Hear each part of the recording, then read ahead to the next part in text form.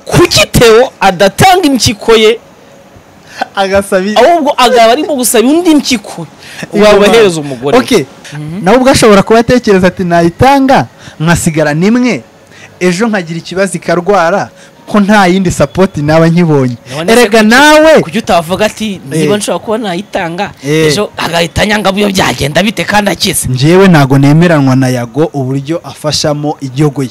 Inyogo ye numwe mu bantu bagize umutima ukomeye buri uriya mutipe, akajya agera mu rugo akita ku bana akabagaburira akabaryamisha. Umugore yagiye mu bagabo noneho ngo umugore akaza, umugabo yaryamishije abana akomanga, umugabo akamukingurira.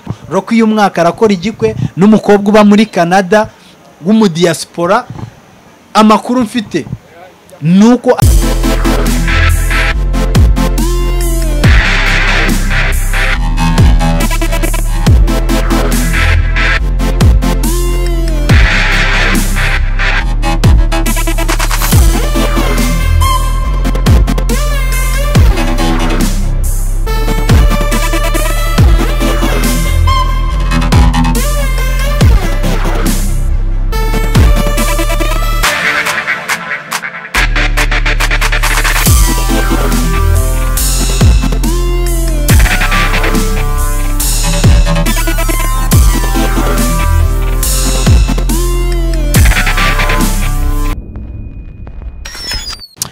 yes, reka njye mbasuze ndetse mbifurize gukomeza kubwa neza mu muri mudukurikiranye umunsi ku munsi, babwira yuko tubakunda kandi dukunda n'ibitekerezo mutugezeho mutubwira ko mukunda ibiganiro byacu. Njye nitwa Mwire Jason, nikamasuze abantu bari mu Rwanda, tuza abantu bari hanze y'u Rwanda, suze n'abantu bari ku migabane itandukanye y'isi, babwira yuko namwe tubakunda kandi tubahoza ku mutima. Mukomeze muhahe ndetse mugire ishyano mu byo mukora byose, ndetse babwira yuko natwe itubakunda.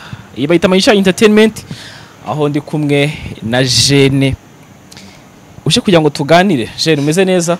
Meze neza Muhire, umeze ute? Ni sawa cyane. Iminsi nyinshi wana twaraburanye.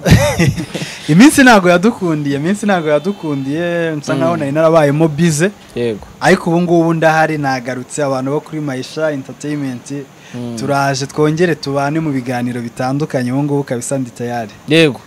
Siga urwaye amatwi se. Zone ekuteri cyane iki? Na ka ekuteri gasanzwe ka Bluetooth. Nuko tumeze nka twatuntu twongerera abantu nuzo sauti yije. Oya, ni Bluetooth isanzwe, nuko nyine naje nkumva nyine biza kurangira nyine nkomeje gutyo. Ariko abanza ari ubuturage bwanje, ari ubwa mbere nari nkabonye. Oya no mbo nago mbizi wenda ako gusa wa mugani kanenda kumerana nka turiya tuntu. Hari gihe n'umuntu ashobora kuyibona wenda akavuga ati umuntu ashaka kwarwaye amatwi, ashobora kuba afite akabazo. Ariko ndi muzima ewana, mfite impagarike nzima rwose. Meze neza, ndashima Uwiteka. Nawe meze neza? Yego meze neza. Reka nkwifuriza n'umwaka mushya nyeka ari cyo kiganiro dukoze. Ariko ariko bwa mbere duhuye nyuma y'uko dusoje uriya mwaka. Yego nicyo kiganiro cya mbere dukoze. Mwaka mushya Muhire kweri musaza, umeze neza? Nimeze neza. Nizere ko nawe wakugendekeye neza. Mwaka wagenze neza, nundi natangiye neza.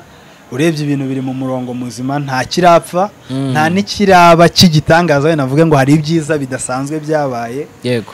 Kandi babigoye mu kwezi kwa mbere. Yego. Jane, nagwamaye kugira ngo tuze kuganira kwa kuri umwe mu bantu nzire se bakurikirana imyidagaduro. Yego.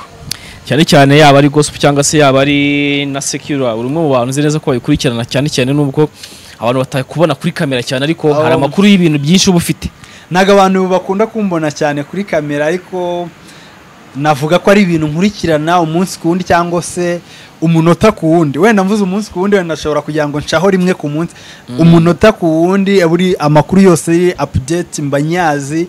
Hari n'ibyo mbanzi bitaraba, ariko hari ibyo nzi neza ko bizaba mu buryo bwa showbiz, ariko nyine mu buryo bw'imyidagaduro. Ayo makuru yo mbanyazi nyine, kubera ko urumva ndagenda mbana na benshi, mpura na benshi, nganira na benshi, bituma menya ibintu byinshi, kandi no kuba ari byo nkunda bimpereza umwanya nyine wo kubitekerezaho, bigatuma nitanga mu buryo budasanzwe. Yego. Mu minsi yashize twabonye inkuru zitandukanye, aho twabonye inkuru y'uwitwa Theo bose babireba, yaje gukora ibiganiro bitandukanye, bigaragara yuko ari kurira, bigaragara yuko ngo abantu bagiye mu bandira nabe bagiye basengana nawe. ibyo biganiro byaje kugenda bishira ndetse abantu bagenda bavuga yuko uwo mugabo afite depression kandi harimo abakozi b'Imana bagenzi be ese akanavuga yuko ngo hari abantu nyine ngo inshuti ze ngo bamuryaye cyangwa se ngo bamwanga cyane cyane nakibasira abantu basengana muri iriya dini ryabo cyane rwose. nyuma tuza kubona inkuru isa nk'ivuga yuko umugore warwaye yarwaye impyiko. Yego. Nyuma tuza kubona inkuru ivuga ko no arembye cyane ndetse ko anake no umuntu ugomba kubuzamuhereza impyiko cyane, ndetse ibi byatumye umugabo ahaguruka akora iyo bwabaga niko gutangira gukora icyitwa media kugira ngo ashakishe ibishoboka, ndetse tugiye twumva yuko hari umujyaneza wabonetse kugira ngo azahereze umugore we impyiko. Yego. Aka kanya icyo ndi kwibaza ni iki? Yego. Nawe ikiganiro kuri The Choice Live nijoro yakoreyeyo bari gukora fundraising kugira ngo umugore akomeze yitabwa. Wowe biriya bintu wabibonye gute? Biriya bintu ni igikorwa cyiza. Mbere na mbere nashimira umuntu witwa Philipita n'abagenzi be bakorana ko nyine by'umwihariko ubwo mu gushimira bamereye kuri CEO. Ariko mu by'ukuri nubwo ari igikorwa cyiza yakoze, ni ibintu nge ntashima cyangwa se ni ibintu bidashimishije. Kubera ko umuntu witwa Theo ni umuntu wabayeho igihe kinini ayoboye imyidagaduro nyarwanda ya gospel ariko akagira n'ukuntu asa nk'aho afitemo itandukaniro n'abandi, n'ukuntu agira atya no muri Sikira naho akaba ari umuntu wenda ntabigaragaremo cyane, ariko akaba ari umuntu wa hafi wa bano basani cyangwa se bano bahanzi bo muri Sikira. Twagiye tumubona cyane nk'umuntu witwa Senderi, yabaga ari umuntu we wa cyane. Ariko icyo nashakaga kukubwira, umuntu witwa Theo nkurikije hit yagize, buriya nakubwira ko fame Theo yagize ntago Israel Mbonyi ayifite, ahubwo ikibazo cyabayeho niki. Theo yagize hit navuga mu gihe abantu bari batarakanguka neza babashe kubyaza imbuga nkoranyambaga amafaranga, nayo babonye nta management babaga bafite. Kubera ko navuga ko abantu bagize hit muri kiriya gihe cyashize abenshi bavanyemo ibintu bibiri. Bavanyemo kubyara abana benshi, ikindi kintu bavanyemo navuga ko ari ubusinzi. Kubera ko hafi ya bose kariyeri yabo yaje kurangira nabi.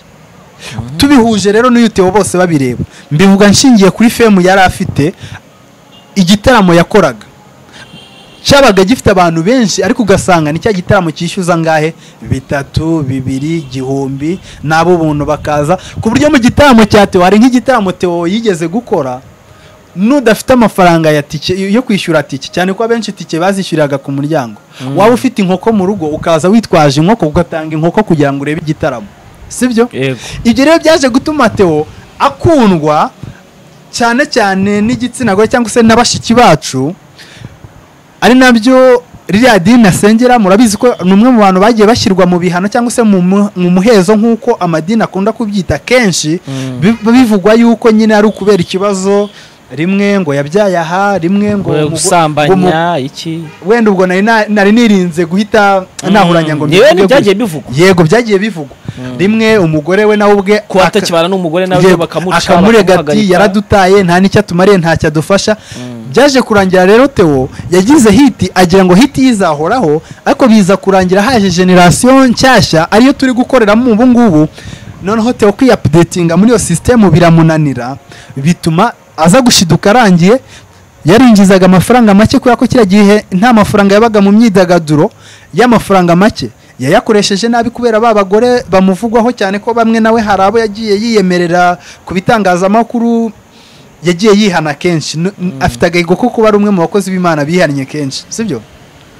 Ibyo rero byaje kurangira asigariye aho, asigarira kuri rya zina ngo ni Theo bose babireba. Umwe wakoze za ndirimbo ngo haciye inshuro kenshi bagucunaguza ngo kubita utababarira, urumva? Ariko yasigaranye rya zina, ntiyagira amafaranga asigarana, nta kintu n'ike na gito yasigaranye, ku buryo navuga ko ari Satani wamwibasiye cyangwa ushaka kugira ngo ashyire hanze abakozi b'Imana. Uyu munsi wa none umudamu we arwaye, shima Imana yuko yabashije kubona umuntu wemera gutanga impyiko. Ariko ikibazo gisigaye kikaza ari iki, kubona impyiko ni kimwe, ariko hari icyo bisaba kugira ngo abaganga nyine bamuhe, sinzi nimba nabyita insimburangingo, sinzi sinzi terime wenda abaganga Insimbu- bakoresha n'ubundi. okay yego ntago ndi umuhanga muri byo niyo mpamvu nirinze kubivugaho cyane ariko nubwo yabonetse se hari icyo bisaba nta serivisi n'imwe idasaba amafaranga sibyo kuko abaganga hari imiti bakoresha abaganga hari dogiteri uzabikora nyine hari ikiguzi bisaba sibyo nubwo wenda ibyo umuntu yishyura nta kiguzi cy'ubuzima kibaho ariko nanone hari icyo bisaba kugira ngo ubashe kubona ubwo butabazi ubaka kanya ntabifitiye ubushobozi ntabwo umuntu nka Theo yakabaye ari umuntu uri gukoresha fundraising cyangwa se wenda nirinze gukoresha ijambo ryitwa gusaba sibyo ntago ari ukumurimira hitaka cyangwa ntago ari ukumwishima hejuru ariko izina yagize igikundiro yagize femu yari afite ntago yakagombye kurangira kuriya binagomba kubera isomo abantu bafite hit uyu munsi ujya ubona na bano bahanzi wenda bano basanzwe ba Sikra urabona nk'aba ba Kevin Kade ba Kenisoro ba Chris n'abantu bari hit ariko wibuke ko hit Chris afite atayirushije Eric Senderi nk'ubaka kanya Senderi ari hehe izo ni za generation zabo z'abantu bagiye babona amafaranga bakabona femu ariko kubikontrola bikanga bikarangira system ibasize navuga ngo ni nka kwa kundi uburi gukora ikintu system ngo ya rejectinze uri abandi ya nabo system yarabasize kwiupdatinga mu mirongo mishya y'imyidagaduro biranga noneho byanga barabikoze navuga ari uguharurira inzira abandi nta mafaranga harimo make nayo make ntiba yakoreshe neza bikaza kurangira bigenze gutyo nibwo uzabona ba Fireman nta kintu bafite nibwo uzabona Pifura wari ufite imirongo myiza nta kintu afite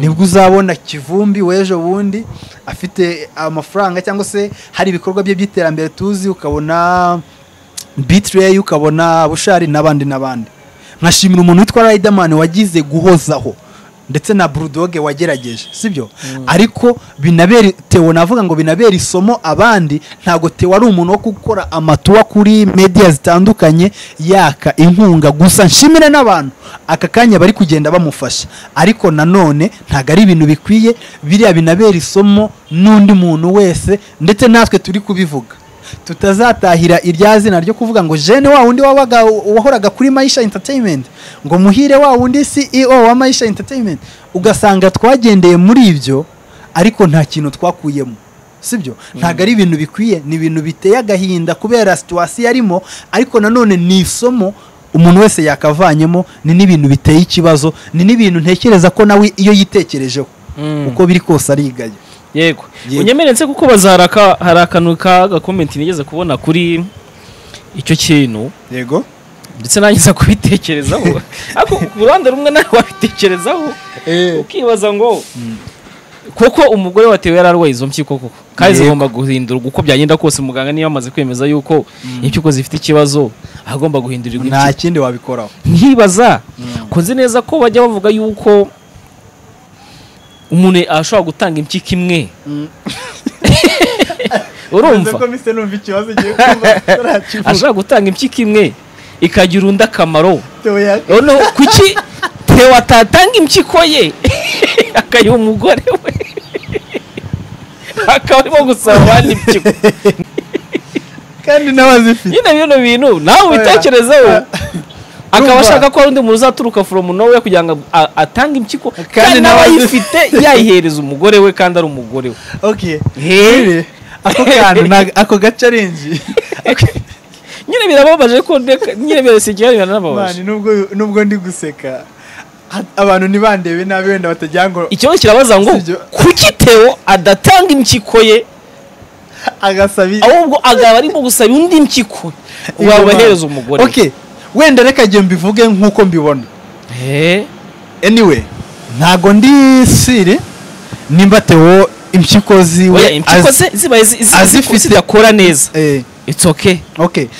nibyo nanjye ngiye kuvuga ntago nzi neza nimba afite impyiko ziwe zombi sibyo nta nubwo nzi neza nimba impyiko ziwe ari nzima nyine ku buryo kuzitanga byemewe sibyo nta nubwo nzi neza nanone bwa nyuma nimba gutanga impyiko hari limite wenda y'imyaka wenda tuvuge ngo tubashobora kuba ari mu myaka itamwemera kuba yagira uburyo yunganiramo umuntu ntago mbizi ariko wenda comment ntoya nshobora gushyiraho ni ukuvuga ngo ubundi nari ngiye gukoresha umugani ariko urakomeye sinzi nimba abantu batabireba nabi wenda reka mbyihorere.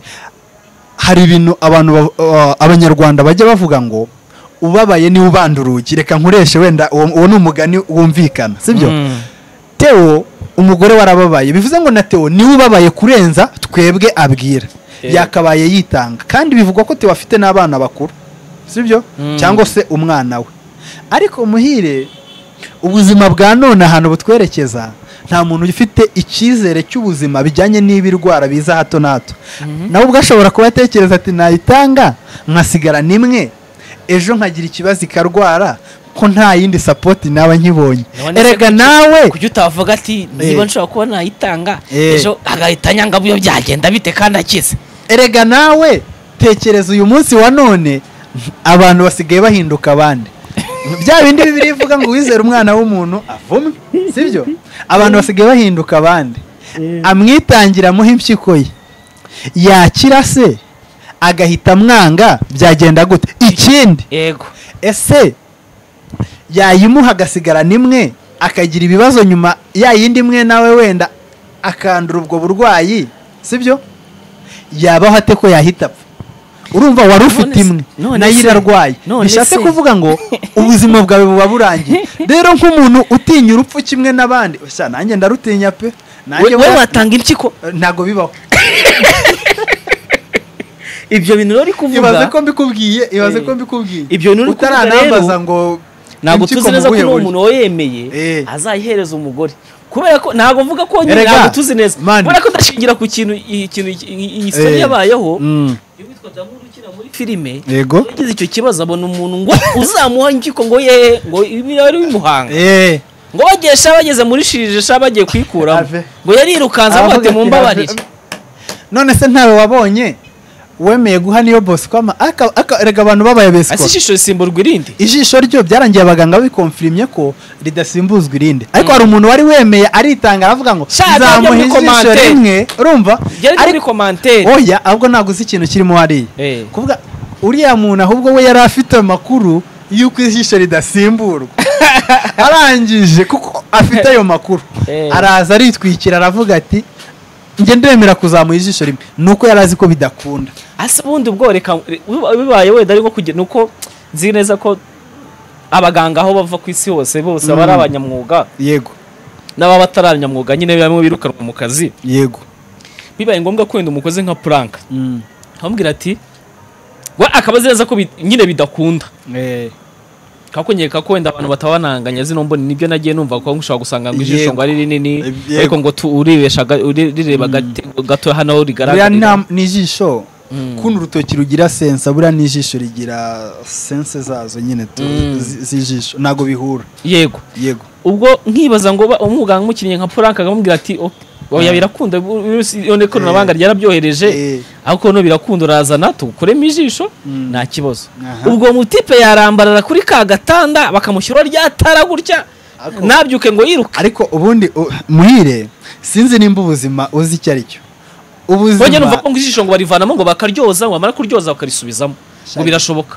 Ibyo bintu byihorere, ariko barivanamo ubizi neza ko bari gusubizamo. Ariko noneho bitandukanye no kumva ko barivanamo bakariha umuntu, wowe ukagenda hari ibyo bavuga ngo bakagushyiramo rya rindi rya reserve nyine ryo kugira ngo wenda ho kurangara, cyangwa se hari n'ukuntu bahita bamanura kano nyine mu buryo bwa gihanga sibyo. None ibyo rero byo kuvuga ngo bararyoza bakarisubizamo bitandukanye no kuvuga ngo barikuyemo barihaye umuntu, cyangwa se bitandukanye no kuvuga ngo nitanze impyiko yanjye ngo tugiye kuyihereza umuntu kuko arembye. Urumva birangire gutyo. Icyo koze nkurikije ubukene abantu benshi bakunda kwihurira nabwo ku giti cyabo, kubera ko niyo mvugo nabo tubona bitwa bakire, usanga barira ngo ubukene burabishe, ngo hariho ubukene, hariho sinzi nimba ari indwara yo gutaka cyangwa se yo kurira yateye abantu sibyo.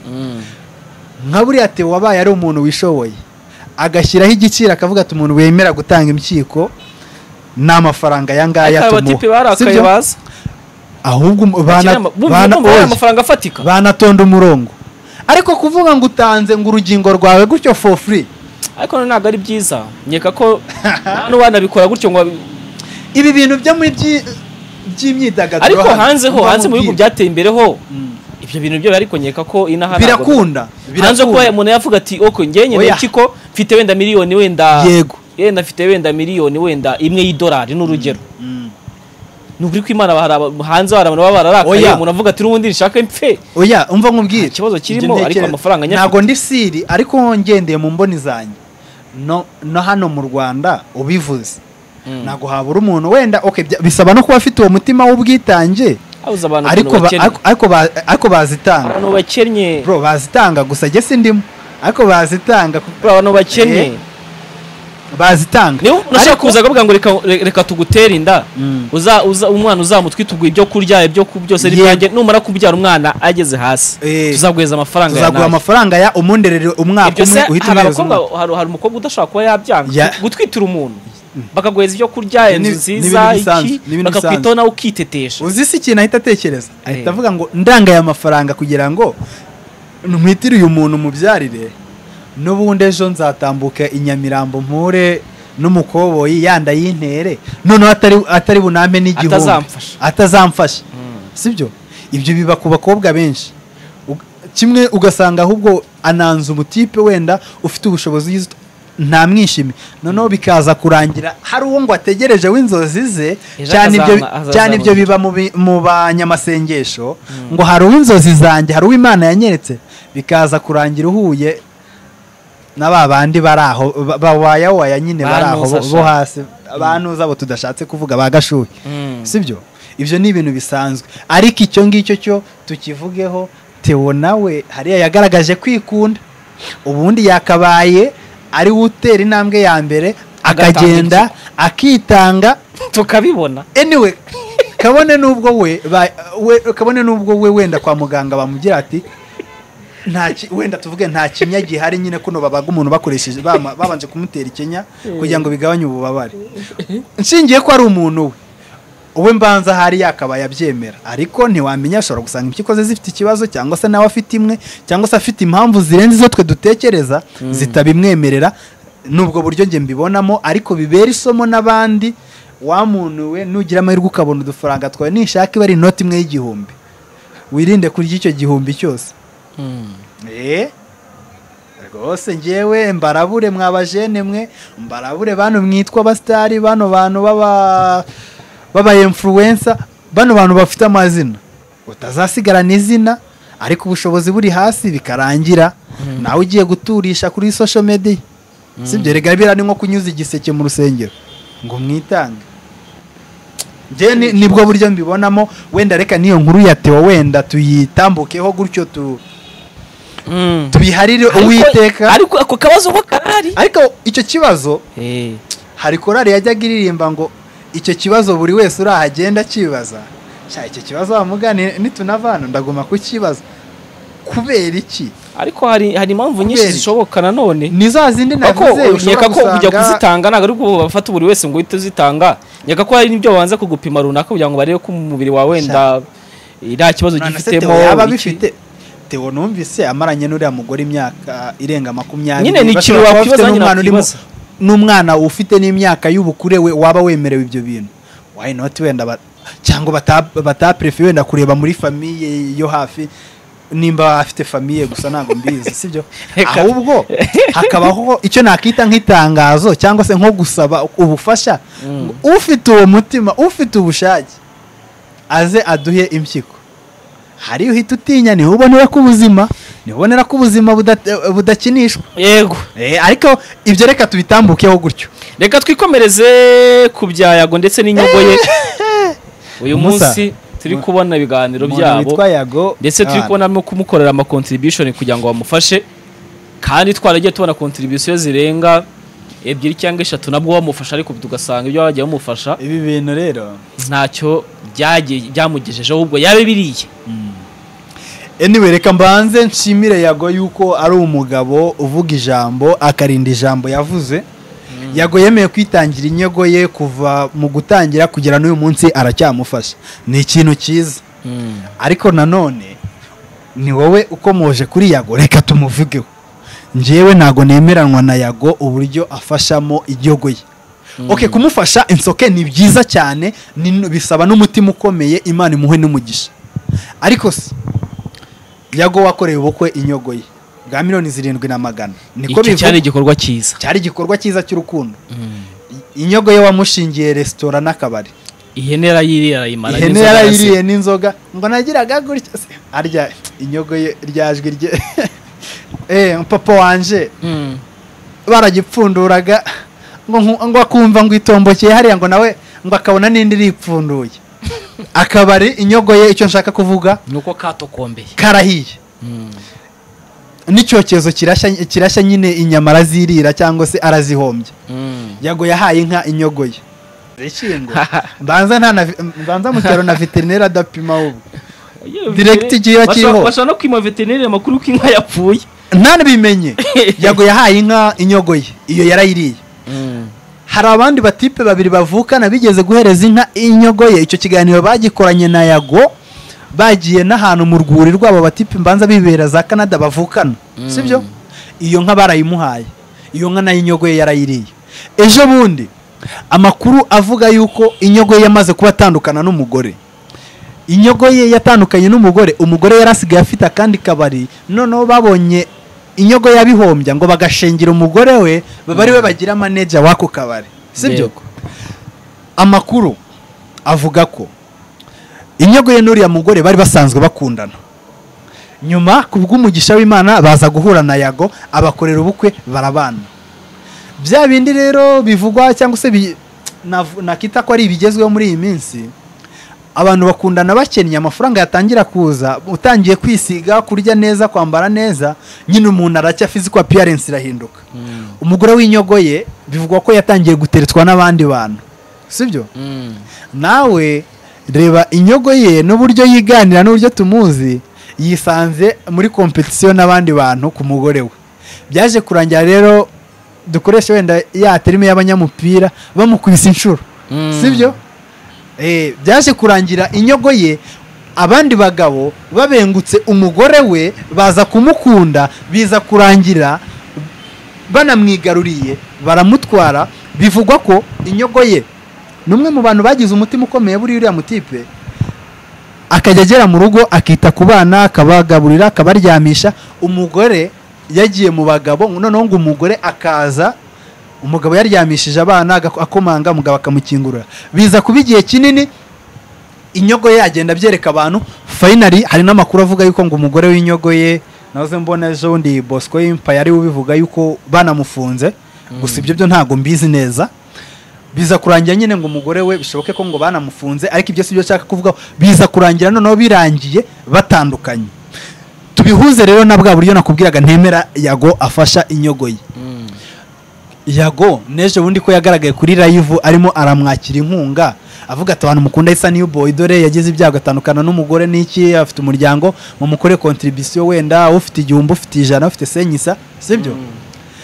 Ntago nemera ko buri ari uburyo bwiza, dushingiye yuko inyogo y'abantu bamukunda, ariko ibyo bamufashisha byose ntacyo bimaze. Kandi Yago yagatekereje ko anytime ibi bintu ashobora kuba atari kumwe n'inyogo ye. Ese batari kumwe inyogo ye byagenda gute?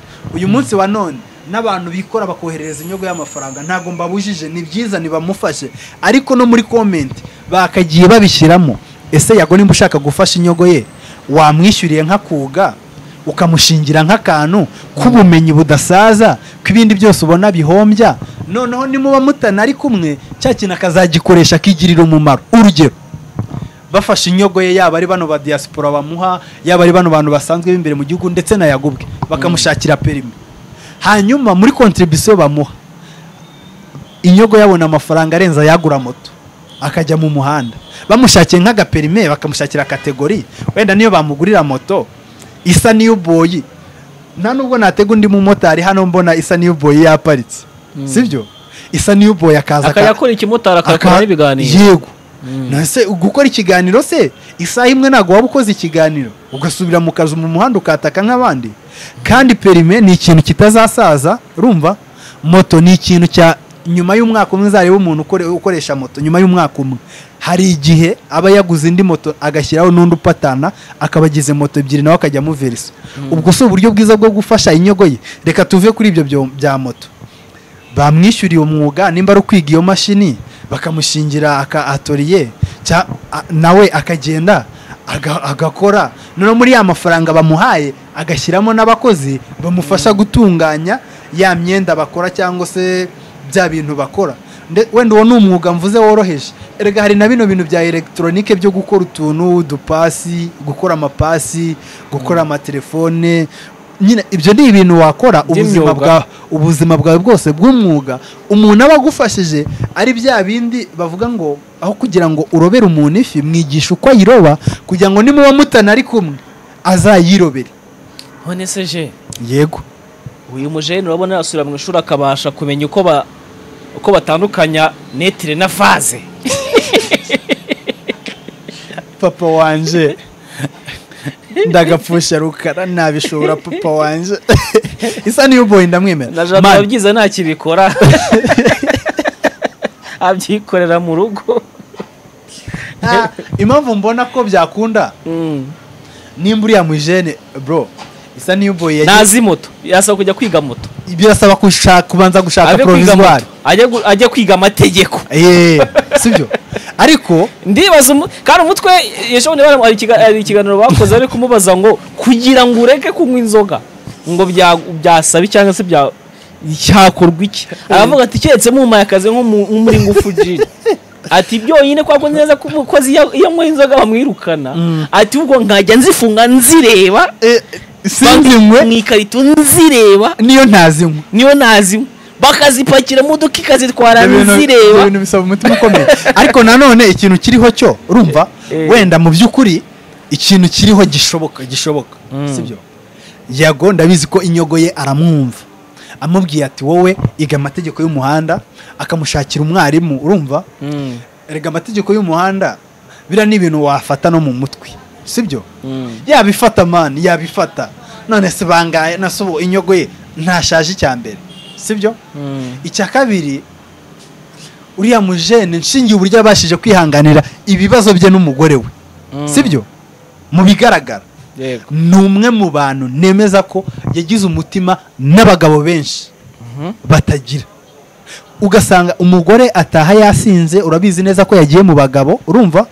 Ariko ugataha ukagenda ukagaburira abana ukabakarabya ukabaryamisha umugore akaza agakoma ngo gakingura. Brother abantu babishobora no muri comment batubwire abantu bashobora bagira uwo mutima ni bake byonyine kubasha kwihanganira icyo kintu binyereka ko Isa niyo boy biratubona kuri kamera ni mu buryo bwo entertaining abantu nyine. Ariko ubundi Isa niyo boy mubona kuri kamera atandukanye na Isa niyo boy wa nyawe.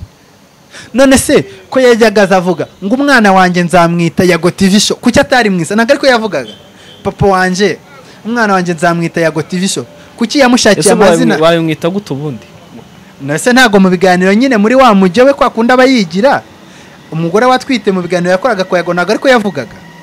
Nase uyu mwana uzuka mwitanga ishimwe Yago TV show cyane rwose nyagasani.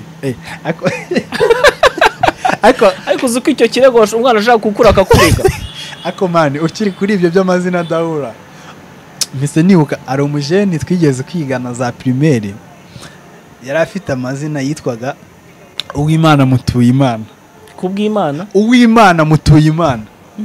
Hano ndavyibuka umwarimu watwigishaga aramubwiye ati wapi ati subiri cere ibintu byo guhindura amazina byabaga ari ibintu bisanzwe. Wabihinduraga nawe nyine ubwo abantu uko bitekereza mupfa ko muri kayitso bamaze kuba amazina mashya. Arabubwiye ati Uwimana Mutuyimana ibyo bintu ntibishoboka amutuma kuri iwabo mwarimu abategeka guhindura. Noneho iwabo bahita bahindura Uwimana havuga Imana. Uwimana havuga Imana nyagasa.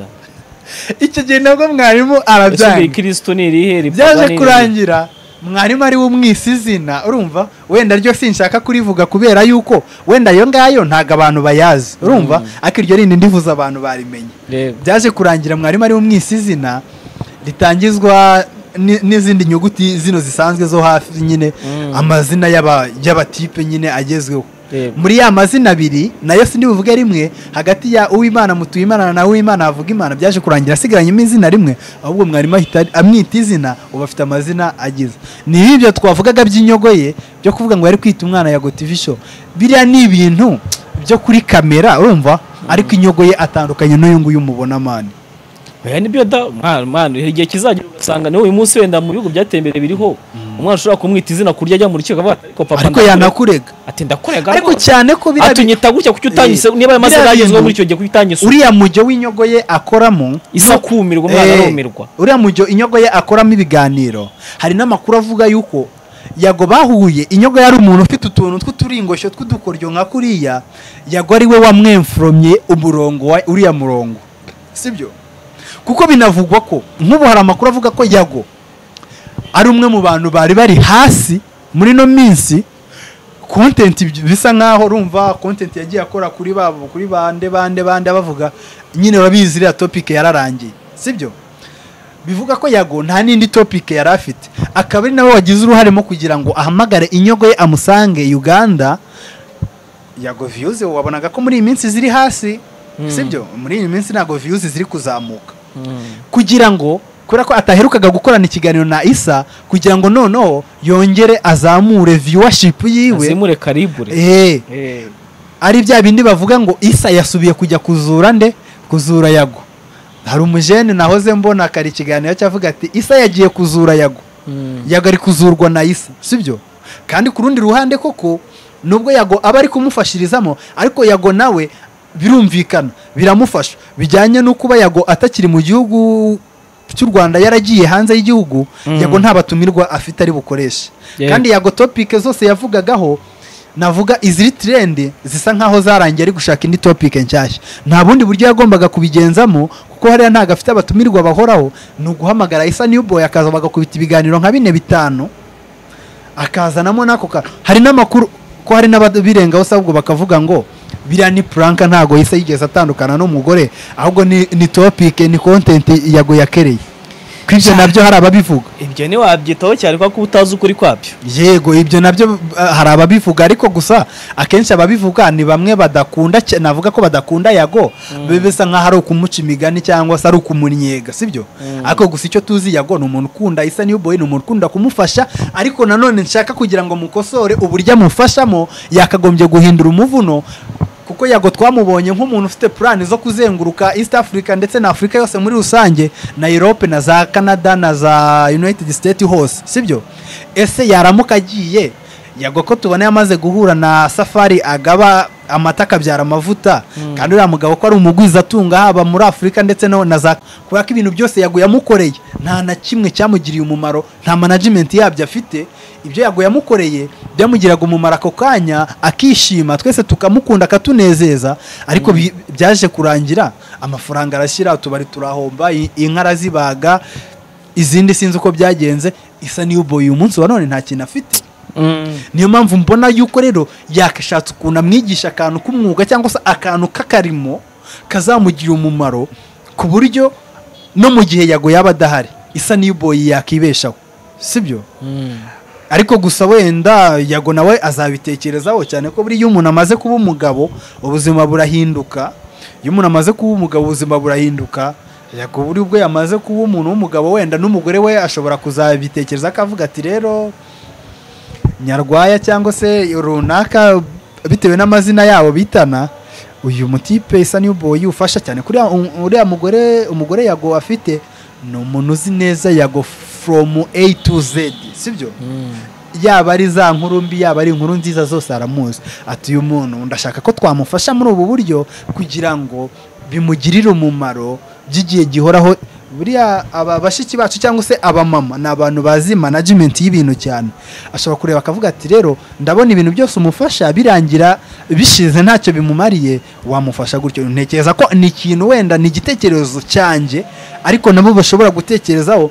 n'abakunzi ba Yago aba big energy n'abakunzi ba Issa New Boy kuko nanjye ibyo ndabivuga nk'umuntu ukunda Issa ni umuntu ushimisha abanyarwanda benshi man sibyo kandi nanjye ndi umwe mu bantu bishimira ibikorwa bya Yago buryo Yago yafashije uriya mujene ntago twari tumuzi uriya mujene ntiyari kuzigera akora ubukwe ariko ntekereza ko hari iwabo mu cyaro Issa New Boy ashobora kuba ari we waciyaga Yago ko gukora ubukwe buhenze bwaririmbwemo n'ibyamamare uribuka abahanzi basoshomura bose Yago yari yamanuye sibyo ntekereza rero yuko ari igitekerezo cyiza ari ikintu cyakizweho none se nkawe bitekerezo nk'ubu Yago aramutse agiye akihamira nka Canada Issa New Boy urumva ntibari buhure ngo bakore ibiganiro gute bivuze ngo na yankunga isa New Boy uzi ko nta account agira kuri IG cyangwa kuki none se baba diaspora bamufasha bate bajya bamushakira ku macano ndetse wibwira ko isa New Boy yabona channel imuforoma nka Yago TV show nkuko Yago yamufashije ku buryo man ikintu nkundira Yago uzi ko nimba jewe Jane noherereje isa 1000 Yago baba bari live akavuga ati yohereje 1000 yohereje 1010 angahe ati urakoze cyane Yago nta bintu byo kugera uziko hano hari abanyamakuru benshi cyangwa se hari aba influencer benshi bakira umuntu inkunga yamara kuza bakamubwira ati urafataho pourcentage zingaye nanjye mfateho gutya ari nacyo kintu cyagiye gituma Yago agirana ibibazo n'abantu benshi ni ukubera uburyo yabafashaga y'amafaranga aje akayaterura imbumbe ntanaryemo sibyo ariko ubwo yamaze gushaka ubwo yamaze kuba umugabo wenda ibitekerezo biba byagutse n'umugore ashobora kuzamugiramo inama nubwo buryo nge mbona byagakozwemo tugana ku musozo yego ngo Rocky ngo ashaka kudutema igikwe mu mezi make ashoboka nyuma y'igihe kirekire iyi nkuru ugenda nayivuge ariko hagati ntago nzi nimba abanyarwanda bose barabimenye yuko Yago nyuma y'igihe kirekire we n'uriya mukobwa bakundanye ejo bundi yamugaragaje live umwibuke no muri rwa rubanza rwa Cano Yago adashaka ko abantu bamukamera ariko bikarangira agaragaye hari n'abanyamakuru benshi bagenzi bawe bagiye bamukasa bavuga ngo reka nguriya si umugore we nguriya ni umufana we ngo umwana se yarakiri n'umunyeshuri muri kaminuza ntavuze nguriya no umufana we ariko Yago agenda abyita bivuga ko bakundana nyuma yuko mwagiye mumukoraho inkuru nyinshi mumutwikiraho mu biganiro byagiye bikorwa kuri social media ibimuharabika bya Zekibi ibimuharabika bya wa mukobwa wundi Yago akagenda avuga ko afite umukunzi yaje kubikonfirma ejo bundi amugaragaza live hari n'amakuru mfite avuga yuko uriya mukobwa nawe atakiba mu Rwanda asigaye yiburanira na Yago Uganda bikanavuga ko uriya mukobwa twite agiye kwibaruka imfura ya Yago kubw'ibyo rero ni nabwo buryo nshaka kugira ngo nkubwire ko uwitwa Rocky nyuma y'igihe kinini avuga ngo ntagikwe bakagenda nyine bamugira inama bavuga yuko ibyo bintu ari ukugumura abantu cyangwa se ari imvugo itari nziza kandi ko kwiriya mvugo ntago ari nziza sibyo nyuma y'igihe kinini avuga ngo nta myaka 100 bakagenda bamwereka ingero z'uburyo bampyisi n'abandi 100 bagiye bayirenza Rocky Kimomo nyuma yo kuba ari kubaka akageretse Rocky Kimomo afite ubukwe n'umukobwa uba Canada nyuma y'igihe kinini yagiye avuga ngo ntagikwe ngo umwaka n'uyu nguyu uyu mwaka wa 2025 ni wowe wa Rocky ahubwo ikintu kiriho hari igihe umuntu aba atarabona unyura umutima we none ahubwo cyangwa se agifite ibindi bintu byinshi ashaka gushyira ku ruhande noneho cyane ko Rocky yanavugwaga mu bajene bakuza kimwe na barugangurana bamenya nabande bose nabatuku wote Rocky buriya yabikoraga mu buryo bwo kugira ngo yikureho pressure y'abantu agahita avuga ngo ntagikwe sibyo ariko umwaka we n'uyu Rocky y'umwaka arakora igikwe n'umukobwa uba muri Canada w'umudiaspora amakuru mfite nuko atari no mu matariki ya kera njewe nzagaruka ahangaha nanababwira amatariki y'igihe cy'ubukwe Jene reka ngushimire ndetse ngubwire ngo naye courage mu byukora byose amakuru watuzaniye reka ko nawe wafashe umwanya wo kugira ngo nawe ucukumbure usurize mbuga nkoranyambaga uyu munsi nawe ukoresha cyangwa se nanjye nkoresha kugira ngo ukomeze utuzanire ubwino reka ngushimire ndetse ngubwira ngo courage mu kazi kawe yego amakuru yo nakagaruka ikindi wasoza amakuru yo nakagaruka kandi nshimira n'abantu bo kuri Maisha Entertainment ariko bro abakunzi ba Maisha Entertainment nanabisabira akantu gato katagoye baze kujya kuri YouTube basacinge channel yitwa Jane Promoter ni yanjye nkoreraho ibiganiro bigiye bitandukanye bakore subscribe wenda sinkagenza kugira ngo mbashimishe gusa byibuze nanjye banyereka urwo rukundo bamenye ko nimba ntari na hano hari n'ahandi ndi bagende ni Jane Promoter urayisacinga kuri YouTube ari igiye babanza bakakwerekana tuno tuntu twa Jane tuno bino biboro byo muri za biology urasa nk'uscrollinga hepfo nyine urumva iracyari nshyashya nago yari yaba big brand Jane Promoter basacinge barahita babona mutu video twanjye nagiye nkora banakore subscribe yego sha so reka nsoze mbashimira rero nanjye nari nkumbuye micro za Maisha Entertainment ibiganiro byo ndahari twagarutse butugiye kujya dukora kabisa ciao ciao ciao ciao